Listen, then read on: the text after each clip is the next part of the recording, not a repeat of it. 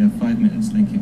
Yeah, good afternoon. Glad to be here on this vital topic, a reclamation of well-being. Quote page 5. Indigenous people living in Toronto face a disproportionate burden of challenges across known social determinants of health, as well as barriers to accessing health services.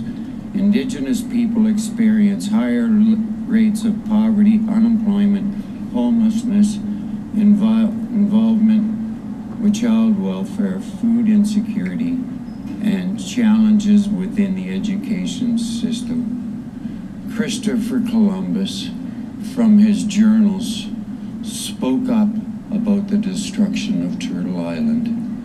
For this, he was shunned and died poor and unwanted.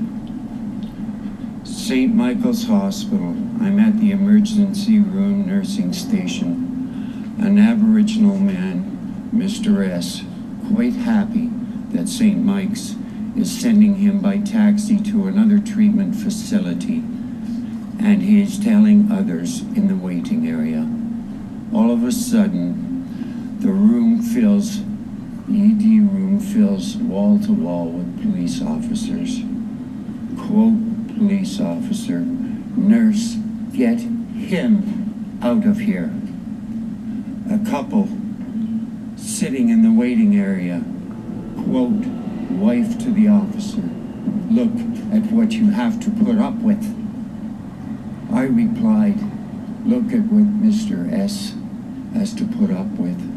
500 years of state-sponsored genocide.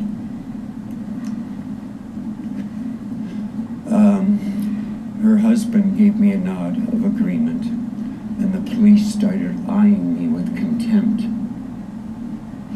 Kathleen Wynne, quote, when she was Minister of Aboriginal Affairs. I was on the res, talking to the elders. They want to get a program together to plant trees. The next sentence is, there's a chromium mine going in on the res. David Zimmer, present Minister of Aboriginal Affairs, quote, Gary, stop making politicians aware of what's going on. I'm trying to save his life and he tells me this. My recommendation to those that conquer Turtle Island, best heed some of the wisdom of the Indigenous peoples and that of their own ancient wisdom. Stop needless suffering. You saw me hungry. You saw me homeless. You saw me dying for lack of oxygen. You are not part. Did nothing. You are not part of me. The best way for the circle to work together is through a harmonized approach. This means that all meetings and ways we work together are guided by elders and individual youth. It is intergenerational, involves healers and different ways of knowing. Lee, Health Equity Specialist, Circle Secretary. A lot of healing needs to happen. A heck of a lot of it.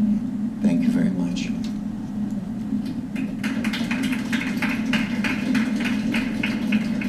Thank you very much, Gary. The custom here, the protocol here is, as much as we love them, we don't usually clap.